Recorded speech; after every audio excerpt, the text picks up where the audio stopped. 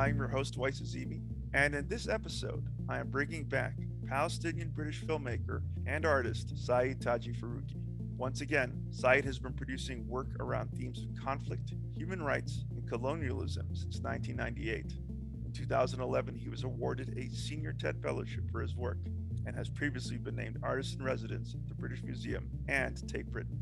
In addition to his film work, Saeed has dedicated himself to raising up the next generation of artists through his work as the director of the REcreative Film School, a radical free film course that takes place annually at the South London Gallery and that is dedicated to serving aspiring artists' underrepresented backgrounds. We're back here with Saeed to talk about his latest documentary feature film, A Thousand Fires, set to premiere this August at the prestigious Critics Week section of the Locarno International Film Festival. His latest film, set in the Magwai region of Myanmar, is a beautiful film of transient moments, of hopes and aspirations, of faith in the forces of karma and luck, of a place, a community, and the rhythms of the day-to-day, of lingering memories in a turbulent past, and of life persisting regardless. And now, he speaks about his work as the director of A Thousand Fires. Let us first listen to the theatrical trailer and then meet our guest.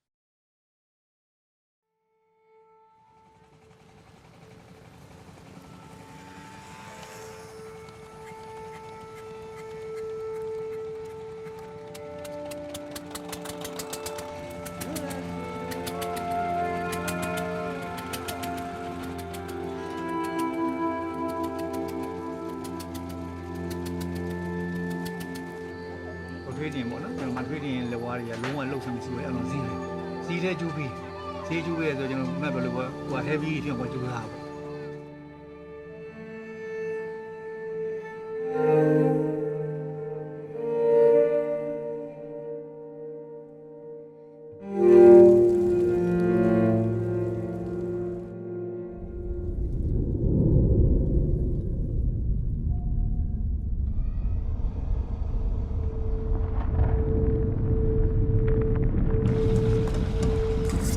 မင်းတော့မင်းခိုင်မှာတော့ခတ်ပြီး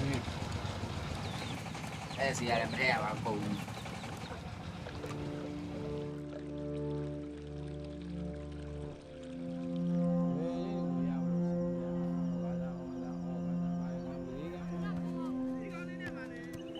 ချက်တဲ့ခါကျဘယ်လိုလုပ်ဒီလိုခေါ်ရရများတယ်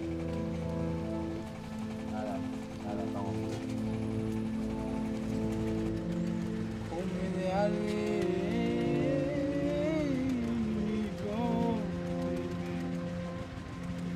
ကျွန်တော်မြင်မြင်ပြီး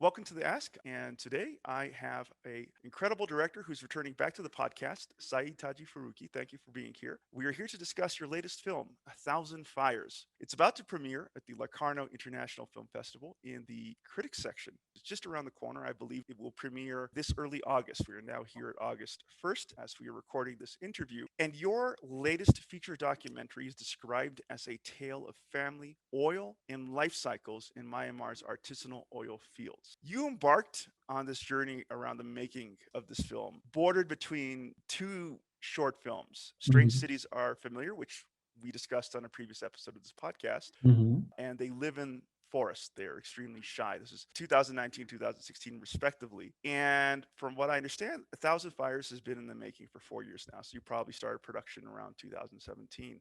This is obviously some time ago, but do you remember what you were seeking to do as a storyteller around that time? Yeah, absolutely. And it's a fun journey that I think is really the kind of thing that I love doing, which is where you start a big project with some idea, something very abstract, but something that's been gnawing at you for years, something that you've been curious about, you really wanted to explore, but you didn't necessarily know how. For me, when I have these ideas, I love to talk to people about them. I love doing the research, and I love committing to something even when I don't know where it's going to go. I had been interested for years about oil, the oil industry, and different manifestations of the oil industry. And particularly, if we think of peak oil, and we kind of assume, which seems to be the case, that we've reached peak oil, and now most likely both the supply and the demand the demand will hopefully be forced to decline, but the supply is probably declining, which means the industry that still exists has to go further and further outside the big oil fields, right?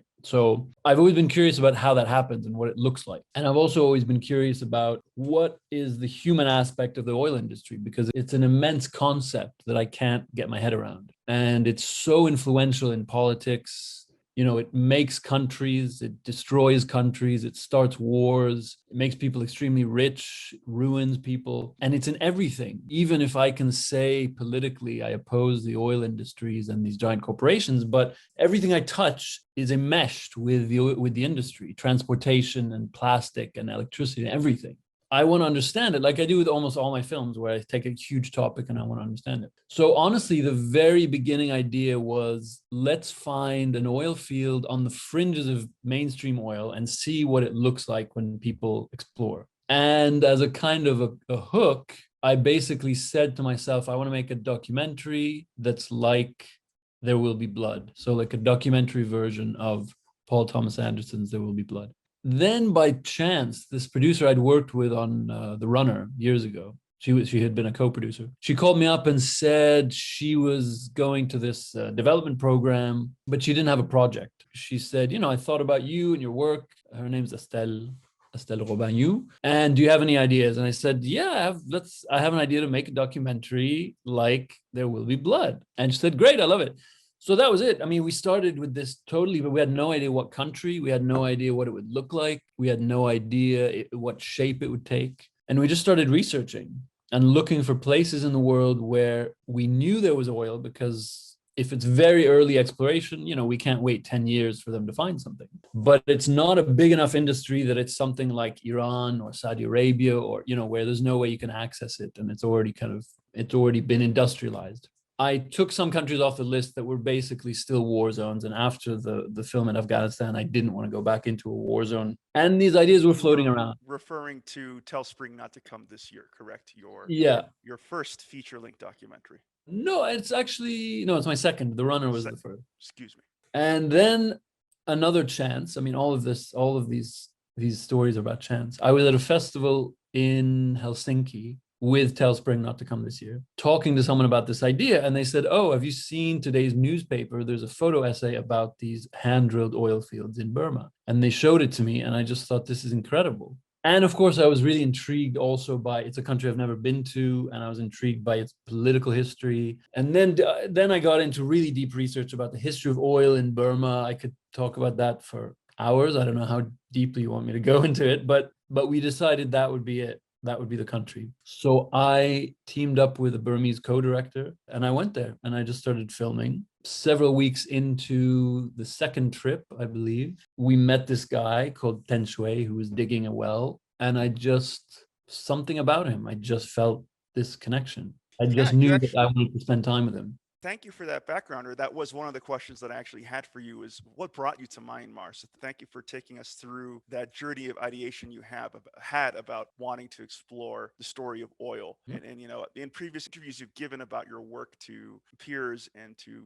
prospective film students, that's one thing that, you brought forward, the fact that when you sort of research a story or pick a topic, you want to make sure that you're not sort of treading familiar ground. And a challenge that you put in front of yourself as a storyteller. So it is very interesting how you started at oil and sort of wanted to ask questions about the implications of this industry, moving forward, and found it through this small practice, unusual practice. Well, I'd probably argue that it's in fact a common practice throughout the developing world of entrepreneurs taking these hand-drilled approaches to oil extraction. Now we understand why you ended up in Myanmar. The second question that I had for you is, how in the world did you end up in Dahet Pin, the town where this story takes place, where we meet Then Shui, who you just spoke about, the patriarch of this family that you document? When I would look at Myanmar on a map, the last thing that I would pick out is Dahet Pin. Yeah. So I am very curious as to what led you there. I'm sure, I'm confident that, you know, working with your Burmese partners helped in that. But I'd love to hear how you discovered the town and soon after discovered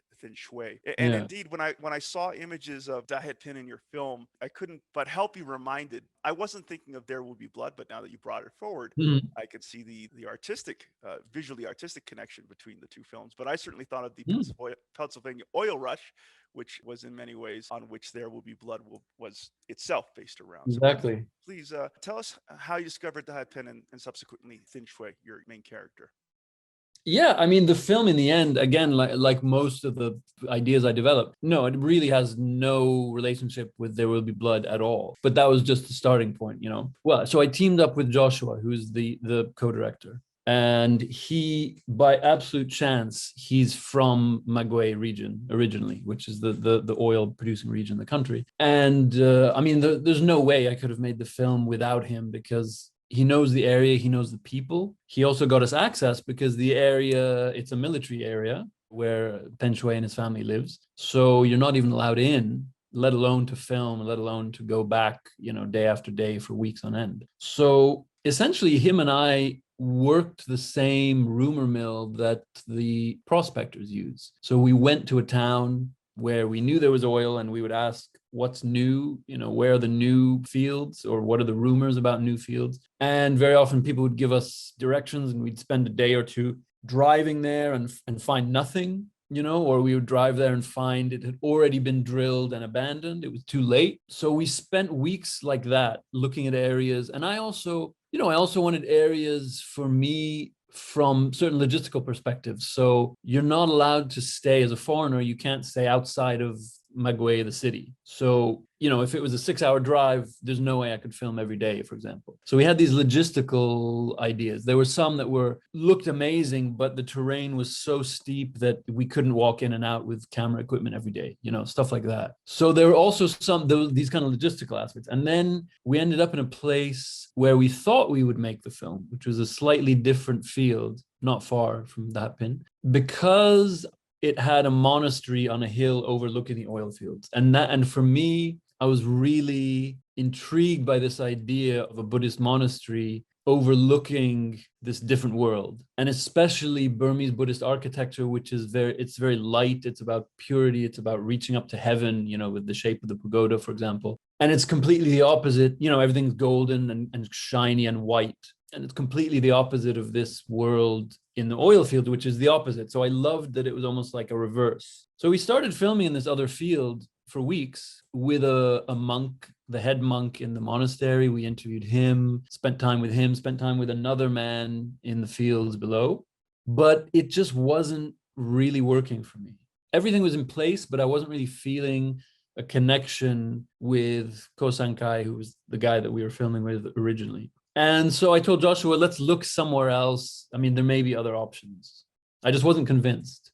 And so Dahapin was just one of the other places we went to. And we got to this crossroad, which is sort of the main road in the oil field. And then that's where I saw Thin Shui, his hand sort of digging in the ground, you know, pulling out fistfuls of mud. And there was something in his smile that was very familiar to me, and his body language. It was really reminiscent of my dad. There was something very close to it that I felt. He's also kind of tough, but he would occasionally smile, and you felt like this break in his facade. So it was really a familial connection. And then I started the conversation with him that I do, you know, with everyone that I make films with, which is to say, this is what I'd like to do, you know, explain this is what I do for a living. Are you interested in participating? You know, I'm going to come every a few months, maybe spend a few weeks with you. It'll be awkward, but you can tell me yes or no whenever you want things to stop. We'll help you in exchange. You know, I'm here to also do this is like a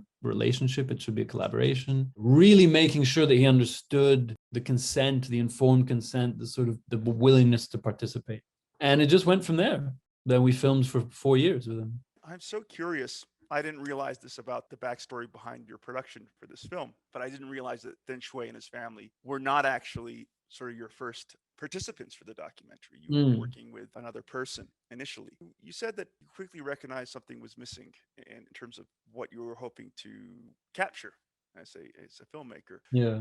You previewed what drew you to Thin Shui, the physicality of his personage, reminding you in many respects of your father, his demeanor. What about that first person was missing for you in the way of committing to a long-term investment in that person's story? I'm just curious. I mean, to be honest, it's really hard to describe. It's kind of like, it's like you meet someone and sometimes you know that they're going to be a friend for life. And sometimes you just think, I'll probably text them every few months and see how they're doing. You know what I mean? It's a very deep feeling. I think it's really hard to point to a particular thing. There were some logistical elements that I think made a big difference. He was a bit self-conscious, and that can be difficult to film with over a long period of time. But honestly, other than that, I don't think there's anything I can describe. It was almost a spiritual feeling, that something is in sync. I mean, also, Ten Shui is probably 20 years older than Kosankai. So he was more like the godfather of this oil field. I mean, he was by far the oldest guy working there. Whereas Kosankai was a bit younger and he had kind of just made the move from being a farmer, which is where most of the oil miners come from, is a farming background. And I think I was more attracted at that point to someone who was a little more established in their life, where there wasn't an obvious transition going on. And now that I think about it, I mean, the film really is also very much about growing older. And I think that's to do with my position in life and me growing older, and watching my parents' generation grow older and relatives dying, reaching this point where my father and grandfather's generation now are dying in more numbers than they were when I was younger, and also coming to terms with my own mortality. So Ten Shui being sort of in between my age and my father's age, I think I just had more in common with him. I felt more in tune with where he was in life. It was also, for me, one of the reasons why the film looks very different. I mean, it's a real progression from Tell Spring Not to Come This Year. And it's a real progression from my whole approach to filmmaking in general. And one of the reasons is because I'm getting older, I can't hold a camera for 12 hours a day, in 40-degree heat in the way that I used to. So I started putting the camera on a tripod. I mean, partly for aesthetic reasons, of course. But when I saw how slow life moved in those oil fields, I thought, let me try this much more balanced, meticulous approach. And so I had to put the camera on a tripod, and that defined the entire pace, the shape of the film, the look of the film, completely changed the approach. So in fact, there's probably a year of footage that's just almost unusable. I mean, some of it's in the film, but it's a different film. I'm very comfortable working like that. I know that there's going to be offcuts, so they're almost like the charcoal sketches I would do before an oil painting, and they're there and they were very important, but no one's ever going to see them. We may return back to the aesthetic of your film and the cinematography, because that is one of the questions that I had, and you answered elements, I think, of that question. Thank you for providing that backgrounder. I think it was very, very insightful for me as a viewer, and I also commend you as a filmmaker for still remembering that first participant that you were working with. I think that shows the empathy you have for the people that you work with. It's not a person that you've forgotten at this point in your career. He still forms a part of the storytelling of your film. And it's interesting, sometimes a person like that helps you arrive at the right answer for your story. Right? Absolutely. You quickly recognize that you needed a character that had those years, that could be that is now looking back on their life in order to properly tell your story. And so in that way, your first participant contributed significantly to the success of your film, even though they didn't end up being a part of it in the final cut. And he taught, he was my teacher for 3-4 weeks. He taught me what life was like there. He taught me why most people go. He helped me understand the mentality, the mindset, the family, the dynamics of Burmese families. I learned so much from him that I brought into my relationship with Ten Shui. So. And you also mentioned that he at times came across as self-conscious, and that sort of really flows very nicely into my next question for you in making this film. Watching A Thousand Fires, it does seem like the camera disappeared for Ten Shui and his family at some point during the making of your film. And there are moments of beautiful stillness throughout your film where the family seems entirely unconscious about the presence of your camera and yourself. And one of your scenes features the image of Ten Shui and his wife. How do I say her name? Tate. Tate, Yeah. sleeping side by side. a very intimate moment that, takes a long amount of time invested in terms of you being present and a lot of trust on the part of participants. Mm. Could you share with us the process of disappearing in front of this family as you went about your work, and how was this achieved, and how long did it take you to establish this kind of familiarity with your participants? Yeah, it's funny. I kind of spent my life trying to disappear. It's very much part of my personality. Well, not my whole life. I was much more gregarious in my teens and sort of early 20s. But let's say from 30 on, I much prefer to be the kind of guy that just sort of disappears into the background. And I always think that I'm really good at it. And I always feel like I can film someone and be totally invisible. And then people show me pictures of me at work. And it's so ridiculous how obnoxious I look. I mean, there's no way. It's like I give a workshop and I talk for hours about disappearing in the background. And then someone, like Joshua, who I was filming with, would be like, oh, I took a picture of you working. And it's like, it's so obvious that you're there. The whole thing is so obnoxious. There's a camera, there's a microphone. I mean, there's no way that you're invisible. So it's a ridiculous idea, even when I feel invisible. There's no way. But anyway, let's say, I mean, from my perspective, when I do disappear, it's, I sort of approach people with a very gentle proposition, which is that I'll be there for a long time. I always start the proposal with, this film will take 2 or 3 years. And so already that sets up an expectation, which is that you're dedicated, you're going to be there for a long time. And then it's a very non-invasive type of storytelling. I don't go in immediately and ask people to do things. I very much work around people's homes and people's movement. And often, of course, you're working with people and they're very polite. So they might tell you that do you want me to move here? Am I in the way? And I have to sort of say, honestly, just do whatever you like. And also they very generously want to, for example, feed you when they're eating. And I might feel like, no, actually, I would rather watch you for a while. It's really, years of observation. And what the observation does is, firstly, it makes everyone comfortable around each other, but also it helps me understand what their routine is, how they act in certain situations, and what is their relationship with their son or their daughter or their grandchild, even though I don't understand a word of the language. That sense of intimacy also comes from knowing every day at around this time this happens. And the first 10 times you do that, sure, they're looking at the camera and they're talking to you and they're making jokes. Then the 11th time you do it, they're bored with you, so they don't care anymore, right? That's when it starts to make sense. I mean, very many of those scenes are probably the 20th time that I've filmed it, and that's why they don't respond. I mean, of course, it seems very natural in the film, but that's also because we cut out every scene where they turn to the camera and make fun of me, right? So that still happens a lot. But for sure, one of the reasons why I decided to start working with Ten Shui is that the moment I pointed the camera at him and filmed, he just carried on doing what he was doing. And so I knew, okay, there's something there that he's interested in this process. That is very interesting to hear that Deng Shui did not really care about the presence of the camera as far as his behavior was concerned, and was not worried about the camera being there and observing him while he went about his life. Though there is a very memorable scene in your film where he kind of makes a nod towards what's happening, where he's trying on a hat and says, "Here comes the movie star."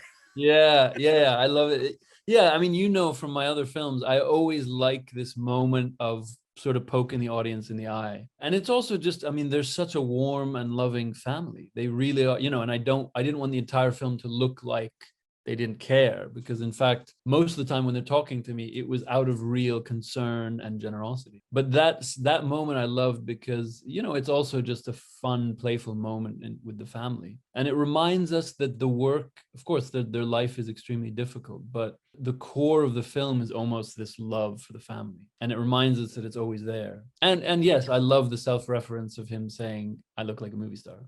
Could we dig a little deeper into the stillness represented in your film? This is, again, something we've been hearing about in the earlier parts of our interview here, but there are a number of arresting scenes featuring Thin Shui and his wife. You have these great moments where they're often gazing into the camera or past the camera to some unknown or unknowable point in the horizon. And that just, For example, your film is replete with these moments, like a very memorable moment during the Shinbyu Coming of Age Festival. Did I pronounce that right? Yeah, that's right. And this extends to the presentation of the natural world too, featuring both beautiful and haunting imagery. How did you come to embrace this approach with your cinematography for this film? And why do you think it was important for the story? You already shared with us that in part it was because of where you are at this stage in your life, the fact that you're an old independent filmmaker and that there was a certain physicality that would have been harder for you to manage in a story like this. But obviously, I'm wondering, beyond the physical demands that dictated how you made this film, why you felt the stillness achieved through extensive tripod work was the appropriate approach for telling the story. Mm. I think there was, I mean, there's several layers to it. There was a moment very early on when I was talking to Ten Shui. I mean, when I say talking, we're talking through an interpreter. But it really defined the whole approach to the film, that he said, I wonder what it was that brought you halfway across the world to work with me. Maybe we were related in a past life. And, you know, it was such a beautiful thing to say. And it made me feel like he also felt this strange connection to me, because I consider myself very rational. And so I can think, oh, okay, I felt this connection with him. Maybe it's because of my own psychology. Maybe it's because of my dad, et cetera, et cetera. Now, possibly he felt a similar connection, but to him, he attributes it to rebirth and the memory of rebirth, which I felt was absolutely beautiful. And so from that moment, I understood that he views his life, and the whole family views their life through a prism of Buddhism, but also a lot of Burmese folklore that has been absorbed into Buddhism. And so I spent a really long time researching all of that, the history of Buddhism in Burma in particular, and then the folklore of Burma that's been absorbed into and in some ways contradicts Buddhism. But the overwhelming sense that I have with Buddhism, you know, if you consider one branch of Buddhism that desires to reach nirvana, you know, it's sort of the familiar part of Buddhism where the whole point of existence is to reach a state of non-existence. It's very complicated, but it takes thousands of years, right? So the idea is you'll be reborn hundreds and hundreds of times if you can even reach nirvana, because the vast majority of people can't. And when I understood that their perception of reality is seen through this time scale of thousands of years, you know, you have to make a slow film. There's no way to contradict that.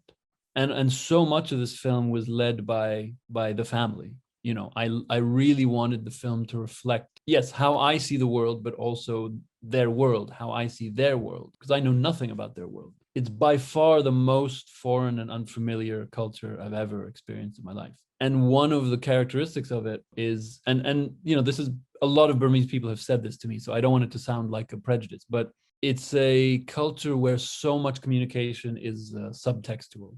And when I understood that, so we worked with an amazing translator called Meichi Han, and she said, you know, in Burma, if I want you to make me a coffee, I would never say to you, please make me a coffee. I would say to you, I like coffee. Do you like coffee?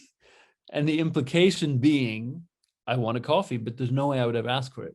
So she told me that. And then essentially these two quotes for me are like fundamental hooks that the film is based on. The idea of rebirth and then this idea of subtextual. So everything had to be very calm and patient and slow, because I understood the family is never going to say, except for one very exceptional scene when the father actually says, you know, we're basically ashamed of you. But that's extremely rare, to his son. I mean, everything is going to be through subtext. And so practically the only way you can film that is you need to film hours and hours and hours. Then you need to watch it and you need to understand the subtext, because none of it is spoken. We edited most of the film having no idea what the dialogue was. And that was the editor, Catherine's approach, she's incredible. And she was right. I mean, when she said that, and I was incredibly nervous, but she was absolutely right, because you just watch what's happening. We crafted a narrative that doesn't rely at all on the dialogue. And all the dialogue does is gives you a little more character, a little more flavor, a little more information. But we could very easily have made the film with no dialogue at all, which was kind of one of the earlier approaches. So the point is, everything is communicated through subtext, through body language, and then through our creation of meaning through visual storytelling. the European definition of editing. It's funny, in English, to edit means to cut out. But in French or Italian, montage or montaggio in Italian, it's to construct. It means to build, right? Because you put two pieces together and you end up with a third piece that is greater. The whole is greater than the sum of the parts. It's a totally different history in, let's say, Anglo-American filmmaking, where edit means you cut out the bits that are not good instead of creating a larger meaning through the association of images. So for us, this way of communicating the Burmese subtextual conversation was through the association of images and sound.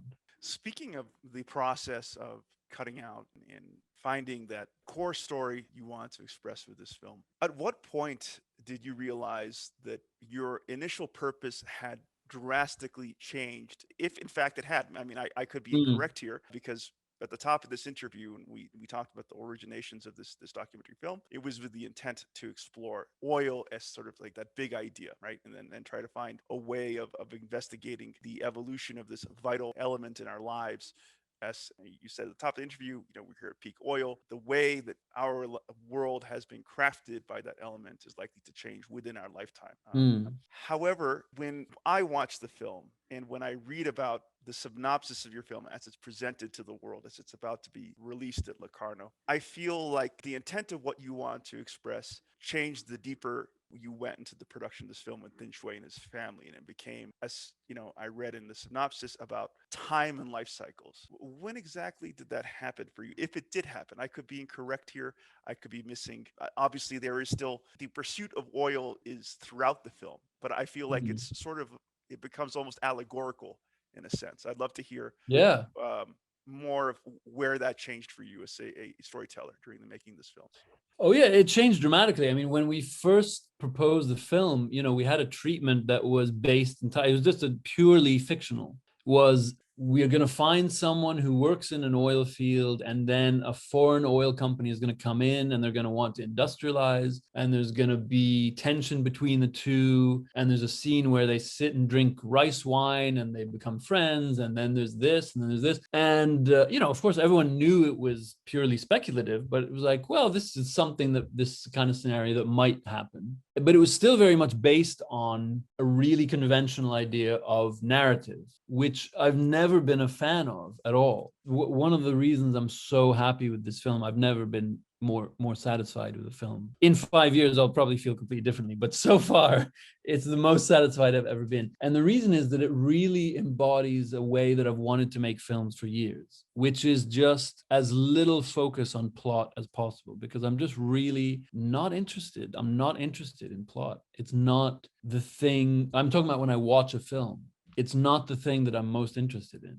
I watch films sometimes. I'm a very naive viewer. I watch films really without analyzing them, which I think is quite rare. And very often I just don't even get the plot. Sometimes I feel like a total idiot because there'll be films that are complicated and I don't get it, but I still loved it because of how it made me feel and because of the imagery. That's all I care about. So that's really what I wanted to make. But it wasn't what we started making. We started making a plot-driven film. And probably 2 years in, of course, we reached the obligatory, this whole thing is a failure. It's not going to work.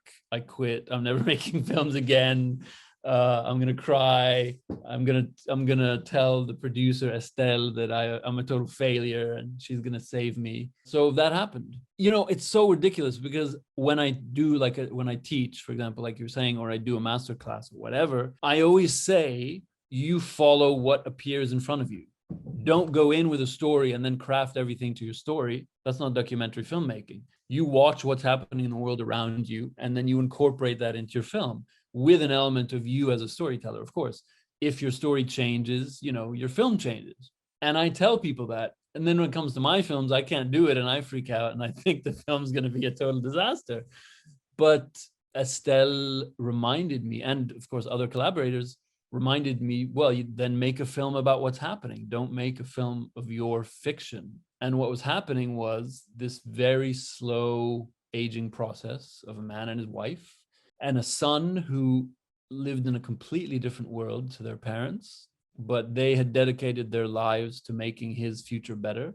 And he decides to pursue something in his life. I mean, I don't want to ruin the plot of the film, but anyway, he pursues something in his life that he's passionate about, but that's not very practical. And his parents realize that that's what he loves and they have to support him doing it. And then eventually he leaves home, as every child has to, and the parents are alone. And it was only like probably 80% of the way through editing that I realized the film was also about my relationship with my parents. And that's really what it became, this story that could mean anything to anyone, because it's about a son growing up, becoming the responsible one in his family, and the start of a new life cycle. The parents will get older, the parents will die, the son will become a father, and then his son will do exactly the same thing. I think over social media, I followed you on social media, and anyone who's listening to this interview, follow Saeed on Twitter immediately, because I'm so obnoxious though. it's a fun ride.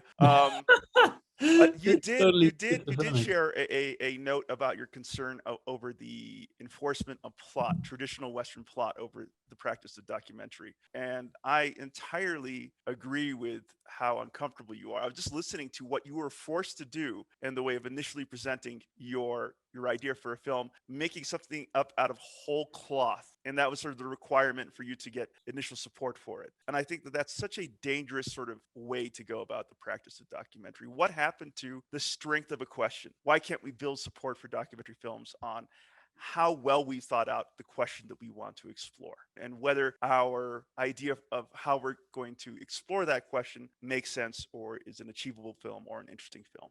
Instead of this 3-act structure that you had to sort of be a soothsayer, a fortune teller, if you will, that shows up repeatedly in your film. We're going to talk about them in a moment. Yeah. But I agree with how harmful it can be to, I think, documentary filmmakers having to sort of wander into the realm of fiction when trying to explain why they want to document reality. And to go back to your realization about what this film was about, I don't know if you already answered this question for me in your previous response, but I'd like to dive in about the many different directions you could have gone when depicting the family life of Thin Shui. There was, I believe that Thin Shui and his wife had a wonderful daughter who had become a mother herself in your film. There was an older sibling who I don't think we actually meet, an older brother that Thin Shui speaks of several points throughout the film. However, your film retains a significant narrative thread exploring Thin Shui and the hopes and dreams of Indeed, his youngest son, who you just spoke of, Zinko Ung. Why did this emerge to you as important to the story you weaved here? Obviously, there was a recognition of your relationship between your father. Could you speak a little bit in more detail about that? Yeah, I mean, a lot of my analysis of the film is this kind of retroactive psychoanalysis. It's fascinating. I mean, I learned so much about myself making this film, which is also, I think, why I'm so happy with it, because it means so much to me outside of just the production of the film. My dad, made a lot of mistakes, as any parent does, and he knows that. But he also, he dedicated his life to giving my sister and I and his family a better future. He was born as a Palestinian refugee, and he didn't want his kids to have to go through what he went through. So there's a dark side to that. He was, aside from all the other personal mistakes he made, also on a practical level, he was absent. He was really absent a lot, emotionally and physically. He was traveling, he was at work. Even when he was in the country, he was absorbed by his work. And it's very easy for a kid to grow up and resent that. But at some point, and really at some point while I made this film, I understood what he had done, and in fact, the sacrifices he'd made and the work he'd put into his life for our future, to make my sister and I immune to the challenges that he'd grown up with as a refugee. It's hard to know if I came to that realization because of the film I made, or I made that film because of that realization. I think the two were very much kind of happening in parallel. But when I filmed Zinko Ong and Thin Shui together, I could feel a tension there. And that's interesting for me, right? Especially as someone who doesn't speak the language. When you can feel a very specific kind of relationship between two people just through tone of voice and body language, that's, of course, as a documentary filmmaker, that's really compelling because it's human drama, not a sort of artificially created plot drama or narrative drama, which I usually can't stand. It's human emotion. So that's fascinating. But it's also something you can connect to without having to speak the language. So I think, yeah, quite early on, we understood, I say me and the producers looking at footage, that this relationship was going to be interesting.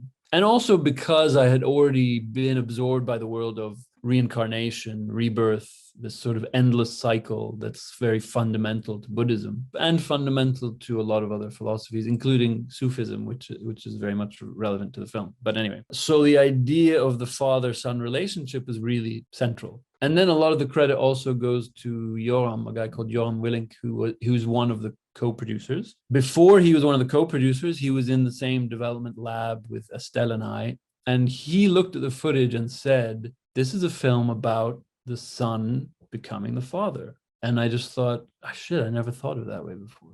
But he identified it very early on. And it made so much sense. It made perfect sense. And from that point on, I think we all felt that that was the core, the emotional core.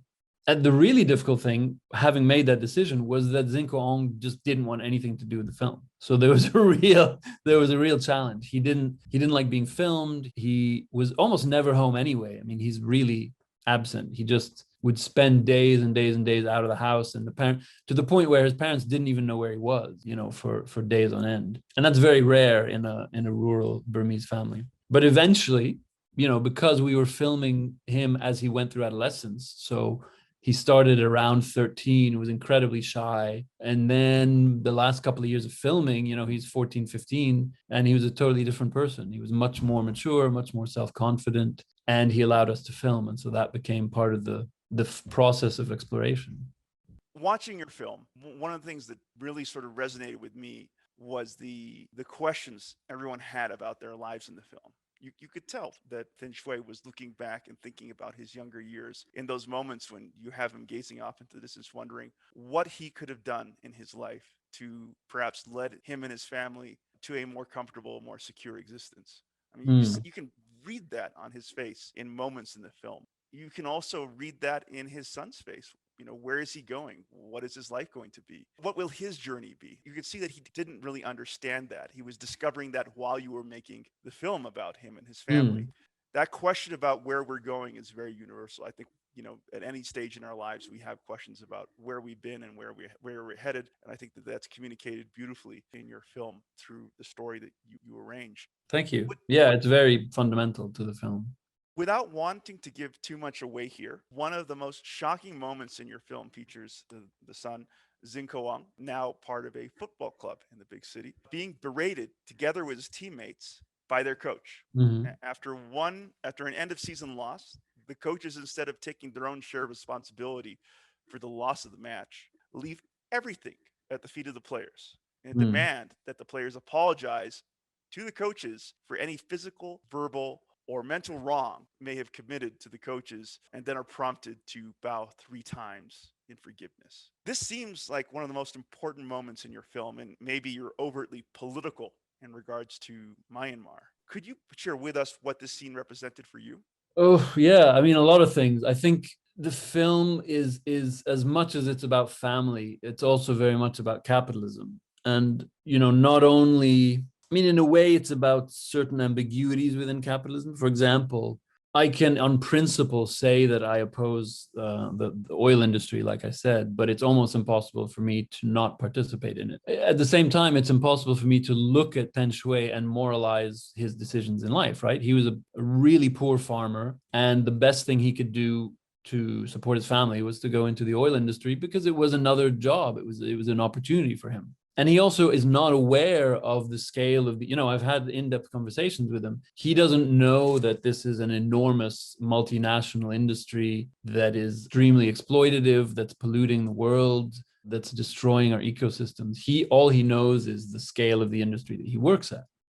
For me, as someone who I consider myself radical left, this challenge of morality is always there. For example, we have to be able to show sympathy for workers, even in an industry that we disagree with. So it's easy for me to say that I don't support Amazon and the scale that it exists at, for example. And it's easy for me to say that people shouldn't support or work for Amazon. But that doesn't mean that I then impose my morality on the people that work for Amazon, because they're also struggling and they're also victims of that system. So there is a certain really, I think, profound moral challenge that we face as anti-capitalists to analyze an industry like that, where we need to show both disdain and really deep sympathy for people in that situation. So that's also one of the things, I mean, if this is a much more intellectual approach, but that fascinated me about this film is that I knew I would be making a film about a person in an industry that I really fundamentally disagree with, that I can describe as exploitative and cruel, but for Ten Shui, he has completely the opposite opinion of it. That was fascinating. So the son moving to the city, I mean, it's a very familiar trope of capitalist generation and regeneration, where rural populations move to the city in hope of finding riches. And really what they just find is sometimes a much more profound system of exploitation, where actually poverty in a big city is in many ways much worse than poverty in rural areas, because at least you have your family, right? And at least you can produce your own food, and at least the cost of living is generally much lower, and the price of failure is much lower, potentially. So I was fascinated by this idea that he would go there to find his riches, and yet one of the most fundamental things that he's looking for, which I felt was validation from a parent, love from a parent. Not that his parents didn't love him, but I mean, it was a tough relationship. Not that they don't love him. And what he ends up finding is, in fact, a father figure that is in many ways more cruel than his own father. And for me, that was a very poignant allegory for this, again, continual cycle of exploitation in capitalism, that it presents to us a solution, but the solution is a further manifestation of capitalism. How did that scene change for you following the spring coup? Obviously, for those listening, Myanmar was on a very sort of exciting journey for several years with a elected government that came to an end in the spring of this year, when the military officers that have long ruled over the country, and indeed still did even throughout the quote unquote democratic years of Myanmar, overthrew the civilian government and restored military rule. I'm curious as to how that scene may have changed following those events for you as a storyteller. Certainly for me, when I was watching that scene, I couldn't help but I felt an echo of the regime, the military regime, and what the coaches are saying. One argument I assume that the military junta has, the reason why they overthrew the government was for the benefit of the people, and they should be thankful that they did. Oh, of course. Yeah. And I mean, Min Aung Hlaing, the general, just declared what they call caretaker government, which is such a patronizing term. And of course, it's just a really obscene euphemism for a much longer dictatorship. But yes, they consider themselves the caretakers. And, there's a very sort of racist nationalistic strand in Burma as well that says that they're the caretakers of the true Burma, which is really the Burma of the Burman people, not everybody, not the over 150 ethnic groups that live there. Sorry. So how does that scene reflect it? Or how did it change following this? Did it change for you after the spring? I mean, no, the film in terms of its edit, it didn't change much, because actually we were so close to the end by the time the coup happened in February. But the meaning of everything changed. The one scene that really, I would say, did change is when Ten Shui watches an ad for military recruitment on television. Initially, it had been a sort of quirky moment, and it was a reference to, of course, the past, but it was also a very oblique reference. No viewer would know this, but his eldest son is in the military. So it was also sort of a reminder that Zinko Ong's future could have been in the military, for example. And it was a reminder of another system of exploitation that exists to quote unquote save people from poverty, and that was very much informed by Tell Spring Not to Come This Year, where many Afghans, probably most of the people we filmed with, saw the army as just an escape from poverty more than anything else. So it was really it was a reference to that. After the coup, that scene became much darker and more poignant for us, and much more pointed. I mean, it became really the most explicit political comment in the film, at least for me.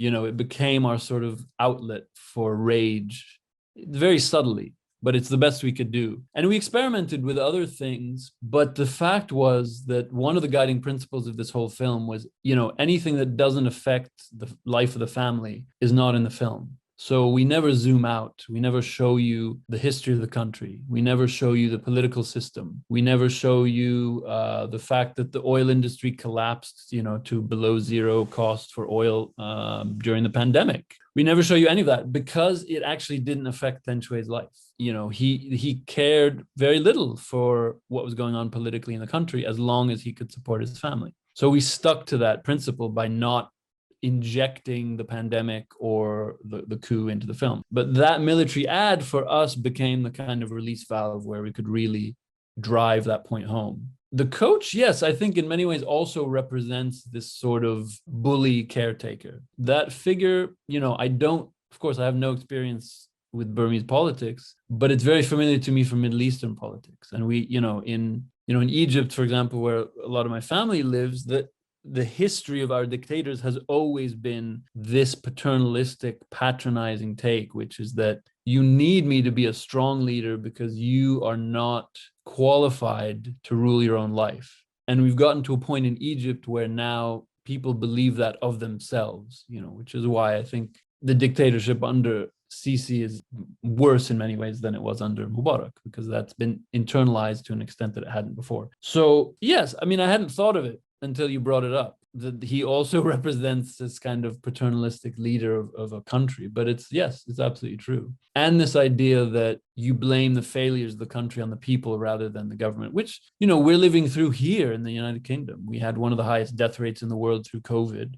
And our government of inept, racist, corrupt bigots was continually blaming us for it, which is obscene. It's obscene and it's insulting, but it's a very powerful right-wing tactic. And so we're seeing it across the world. And yes, we see it now in Burma with the dictator. Yeah, I always think it's interesting how a film, whether it's a fictional film or a documentary, that you experience almost like a film, as in the case with 8,000 Fires, the meaning of the storytelling changes with time, can change with time. And as elements of your film has in recent months with the current events out of Myanmar.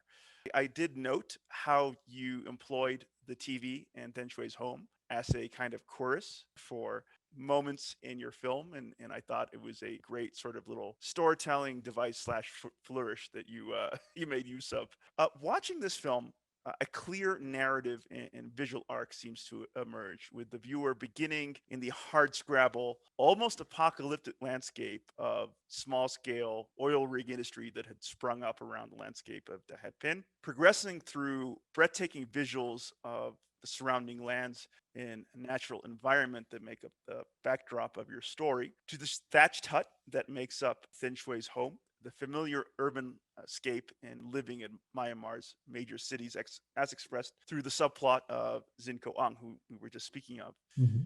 Could you please share with us how you collaborated with your editor, Catherine Rascon, to come up with the narrative journey that became 1,000 Fires? And it just blows my mind that Catherine approached her work without the need to subtitle large volumes of footage that was produced for this film. I'm just so incredibly impressed with her intuition about what was happening in the scene. Could you tell us a little bit more about how you guys collaborated to put together the story?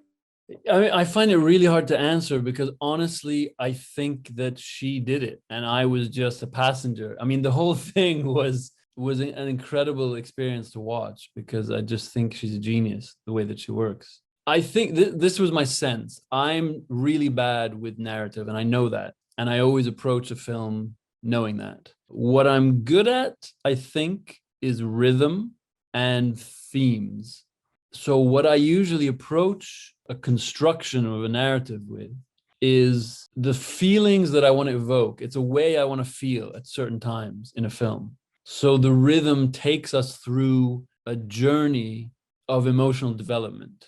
And the themes are always woven throughout everything. So I don't want a sort of analog of allegory that's a one-to-one relationship. I don't want symbolism in a sense that one image means something and you have to decrypt that meaning. It's kind of the other way around where there's so many layers, because we talked about Buddhism and then Burmese folklore and then the oil industry and then There Will Be Blood and then the political history of Myanmar, blah, blah, blah. They're all in there. And I think, one of the things I'm really proud of with this film is that Burmese viewers see a lot in there that has been incorporated.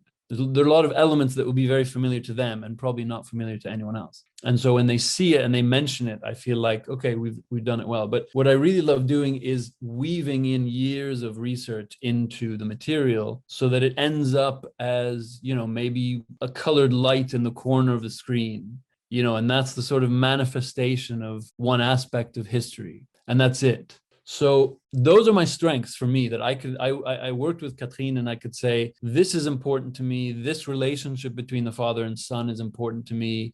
At the end of the film, I want to feel this sense. I want to feel that the family has both come to terms with their child growing up and is relieved that they've left home, but also has this longing sense that they miss them, There's this kind of melancholy sense at the end of the film that they're happy that their kid is going to be successful, but they've also at the same time come to terms with their own mortality, and they understand that they're now entering the end of another life cycle. So I could express those things very well, and usually in a way that's way too complicated to actually include in a film. And what Catherine does is looks at the footage that's actually there. So she's very good at saying to me, fine, how are you going to show that in the film? And of course, I kind of bullshit some excuses because I can talk off the top of my head. And then she'll say, but that footage isn't there. And so I go, but Japan invaded Burma for the oil, so it's really important to the political history. And then Britain invaded after World War II and occupied it. And that's really interesting to me because it's about post-colonialism. She says, okay, but where it's not, where is it? It's not here. So she kind of works on two levels. One is this incredibly practical level where she just kind of says, okay, how? And I think, I don't know. I want to feel melancholy at the end. How? And she works on this other totally mystical level where she sort of says, let's put these two things together. And I think, well, I don't know how that's going to happen. And then she does it and it's a masterpiece, this kind of thing.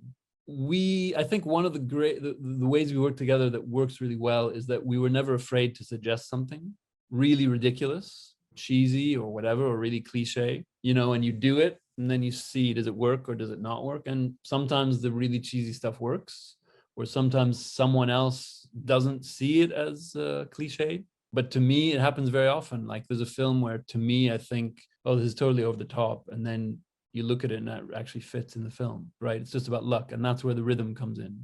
The only scene where I really said, okay, let's have this image and then this image and this image, that's the scene, is the very ending. And probably like 50% of the way through the edit, I just said, they say goodbye to the kid, he's peeling a mango, and then they fall asleep. Put those three shots together. Everyone who saw that said, the end of the scene, the end of the film, I love it. There was something magical about it. So very early on, we had the ending, and I was like, dude, don't touch a single frame. It's perfect. That scene is what we're working towards. So when you understand that you think that's the feeling I want to get at the end of the film, then you basically build everything else up to achieve that feeling at the end. So we could say, okay, if we want to feel sadness when the daughter leaves, that means we need to know more about the daughter, so she becomes a bigger personality in the film. If we want to feel something when Ten Shui and Tui Tin are asleep, and they're next to each other, it's a very beautiful, tender moment. That means we need to feel their love for each other throughout the film. And so then we would think of how to build those scenes of love. And then there's practical things. You need to explain to people how you drill an oil field by hand. It never made sense to anyone. We had so many, there was like sequences that were so in depth about every step of the process because it's fascinating, but it was so complicated and no one had ever seen anything like it before that it just didn't work. So we had to cut all of that. Tui Ting, speaking of building sympathy for characters through arrangement, we haven't spoken a lot about her because the conversation has revolved around Then Shui and his relationship to his son, Zinko Ang. But watching that film, what an incredible mother figure she comes across in how you represented her. I mean, supportive, unflaggingly supportive of her husband, unflaggingly concerned about the welfare of her children and her grandchildren. She is a fantastic participant in your film. And I certainly hope that audiences, when they start experiencing your film in Locarno and elsewhere, appreciate how you incorporated her voice and her dreams and hopes in the film as you've done. And very tough. I mean, that's also what I love about her, is she's really tough. And she's very outspoken, and it's, you know, but sort of when we were sort of filming in the early days, and I was asking the assistant directors, because then I ended up working with Tan Nguyen Han after Joshua stopped. But I said, you know, is this normal? Is she, because I was really surprised by how tough she was and how outspoken. And you know, Tan Nguyen Han said, no, I mean, she's not a conventional Burmese wife or mother. You know, she's much more assertive, and I love that. I thought it was great, because it's just, you know, it's a great character. She has a great personality. It's really interesting to see, because she can be very loving, and there are these moments where she shows her tenderness, but otherwise she's also very tough, you know. And that's something, again, in the same way that Ten Shui reminds me of my dad, that's something that was very familiar to me as a son, is that constant cycling between love and anger, or love and responsibility, or love and disappointment, right? That dynamic is very familiar to me. No, I also have to really give credit again to Estelle and Catherine, because, you know, I said I learned a lot through this film, and one of those things was how inadequate my representation of women is in films, and you know, they really noticed very early on that Thuy Tin had a great personality, and that it was important to show it. And they noticed that I wasn't doing a good job of filming it, because it's just an innate sexism that I have to work on in terms of my representation of women in films. And they really pushed it. You know, I'm very glad that she is a really prominent person in the film, but also just incredibly grateful to Catherine and Estelle that they noticed its importance. They critiqued my representation and forced me to do better. And there were a lot of moments looking through the footage with Catherine where she was basically saying, like, this, let me show you how, you know, you haven't humanized Thuy Tin in this footage in the same way that you have with Ten Shui. I mean, not explicitly, but we would look at footage and I would realize, like, okay, I see what's going on here. You know, I understand this, or understand more. I can't say I fully understand it, but the male gaze, essentially, it's that phrase. I really understood for the first time how the visual representation of females on screen communicates a way of conceiving of women and female characters. And it really changed my understanding of cinema vocabulary in that way. It was very profound. I wouldn't call a blind spot being sexist, but we do have blind spots based on our gender, based on our history, based on our upbringing. And I think it's the sign of a thoughtful storyteller that seeks out those blind spots and seeks to illuminate them. And I think you've done a great job there with the representation of Thuy Tin, which is why I wanted to bring it up towards the bottom of our interview. Films like this about faraway places and faraway peoples and cultures that avoid an overt issue-driven current affairs approach to story are increasingly hard to fund and support. I commend you for embracing the challenge associated with a film and story like this. No, thanks. I'm noting here that this film was made with the support of the French National Center for Cinema and the Moving Image, the Netherlands Film Fund, Creative Europe, and Field of Vision. And this list is Swiss National Film Fund as well. Thank you for adding that to the list. And this is by no means exhaustive. There are other organizations that contributed towards the realization of this film for you and your team. Could you please share with us the role your producer, Estelle Ravenue, played in helping drum up support and funding your feature? I mean, she did it all. I can't say she played a role because it was entirely her. You know, it's hard to speak on her behalf, but I think my understanding, and I hope it's accurate if she listens to this, she, first of all, enjoyed working with me, and I love working with her. And I think that's one of the most important things. And so there was a sort of an understanding between us that we could do something interesting, even without a plot, even without a clear narrative, that if we embarked on an adventure, you know, between the two of us, we could find a way of telling a really interesting story and making a beautiful moving film, even without the building blocks that most people would need to tell a story. And, you know, we're not doing it just to be contrary. It's just a form of filmmaking that I'm interested in.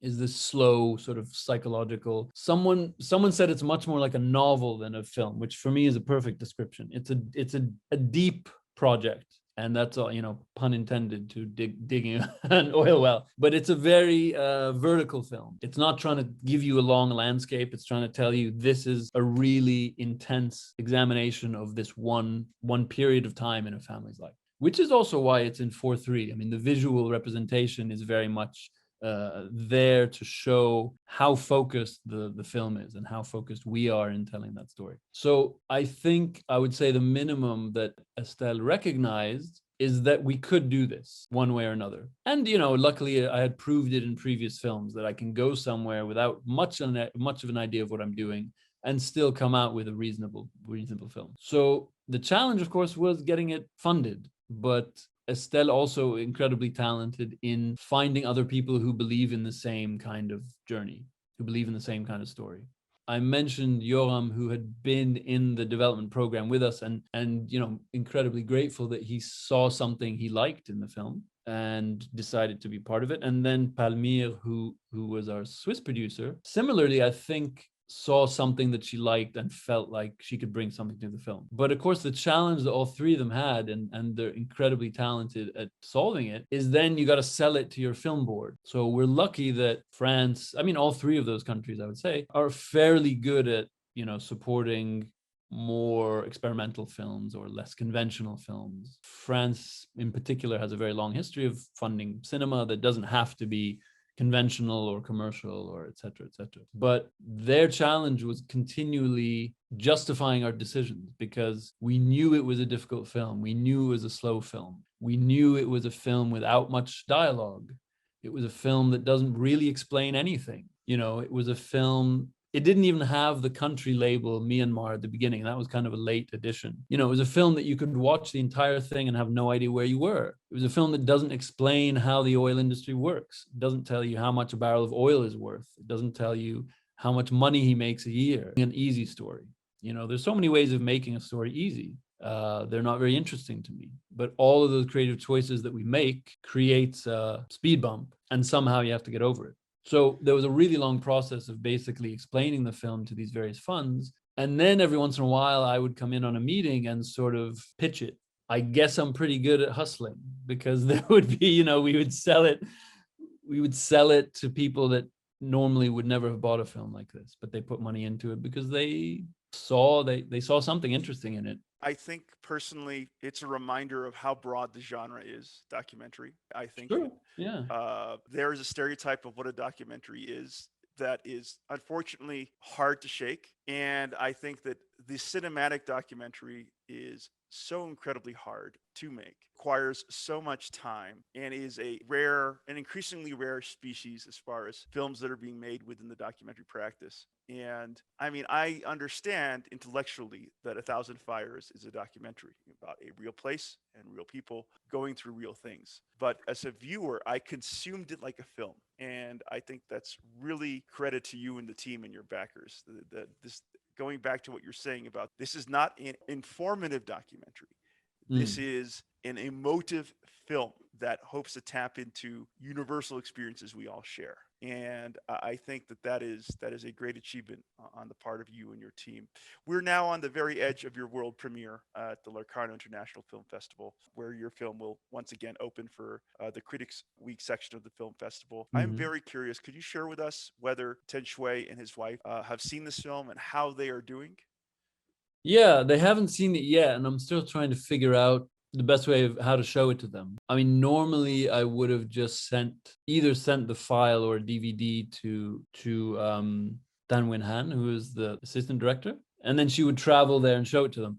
But right now, travel is almost impossible in the country. The COVID outbreak there is horrendous, and it's made much worse by the dictatorship. So travel is really difficult, and anyway, it's incredibly dangerous because of the clashes, and it's what's almost a civil war. So they haven't seen it yet. They've seen parts of it, and I showed them footage as we were filming it. As to how they're doing, thankfully they're in a very remote area, so it's pretty much untouched by the violence so far.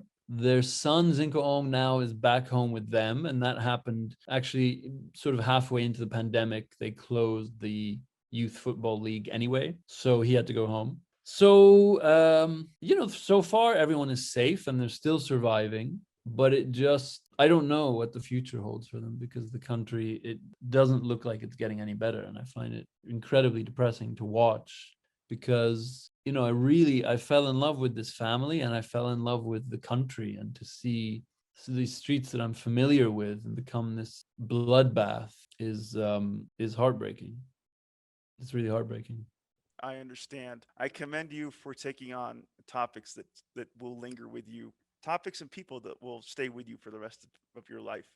Given the circumstances of your storytelling, whether it's about young soldiers in the Afghan army or a struggling family in Myanmar, if you have a conscience, these people, these stories, these experiences that you yourself lived through will likely stay with you for the rest of your days. And to the family, I certainly hope that there is a moment in time where you can sit down with them and experience the film together. And so they can sort of have that closure in their lives about having opened up their doors for you. Yeah, I hope so. Yeah, because it's also, the film is also just a testament of my love for them and my appreciation for what they gave me. So I'd like them to see it for that reason as well. I fully agree. I think I can feel your love as a storyteller radiating out in your film, and especially towards the end and how you conclude it. And on Great. that note, I could not help note that you've dedicated 1,000 Fires to your mother and father. And at Mm. this stage in your career, you've held several prestigious directing credits.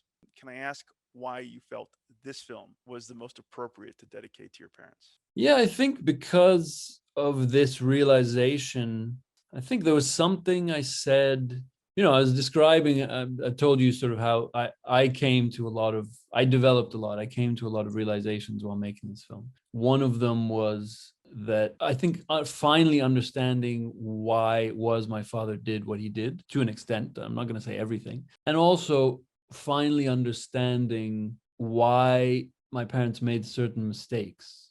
I mean, I don't have a kid, and my sister has kids, and of course, I've seen them grow up. But in a very weird way, I've never spent as much time with parents raising a child as I have with this family. And they're not my own family. So it's a very odd experience to sort of understand my own family through the experiences of another family by filming them. But it really made me understand that even when certain mistakes are made, and I'm not absolving my parents of all of all responsibility, or even saying that I understand all of their mistakes, but there are many things that I understood why they did what they did through making this film. Because my mother died years ago, 10 years ago. My relationship with my father is still changing, even though he's now in his early 70s, and I'm a grown man. I guess in theory I'm a grown man, although I certainly don't act like it.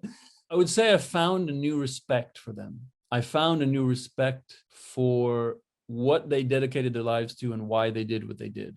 And even that goal of, say, giving us a better future, of course, led to many mistakes. But when I finally understood that it came from a place of love and concern, that suddenly it was almost like an apology to them and a show of appreciation for the sacrifices they made. Because, of course, when you're growing up, it's very easy to look at them as parents, the concept of a parent, and see all of their mistakes as hurt on me and my sister. And that is also true. But at some point, when you get old enough, you stop seeing them as the concept of a parent and see them as a person. It's a really profound change. As you can tell, it happened quite late in my life. So this film was an acknowledgement of them as people, and an acknowledgement of what they did and why they did it. And in a way, a kind of a show of thanks for those sacrifices. And a response to something that my father did, which was incredibly unexpected and dramatic, and a very public apology for mistakes that he made that I never expected to hear. And so I felt, years later in return, I also wanted to give a public apology and show of thanks. It is a beautiful tribute, and I would like to congratulate you on the long journey that you've been on, 4,000 Fires, the work that you did with Den Shui, Tate in terms of telling the story of themselves and their family, and indeed a glimpse into a beautiful country and a beautiful culture that makes up Myanmar. Saeed, thank you so much for coming on the Ask to talk about your film. Once again, we've spoken about 1,000 Fires, a tale of family, oil, and life cycles in Myanmar's artisanal oil fields. And it is a universal story that I think audiences throughout the world can appreciate, understand, and will be moved by. So as it premieres in Locarno, if you are there in Switzerland and have the opportunity to catch it at that film festival, please do. And as it goes elsewhere around the world, please look out for 1,000 Fires. It is well worth your time. Thank you so much.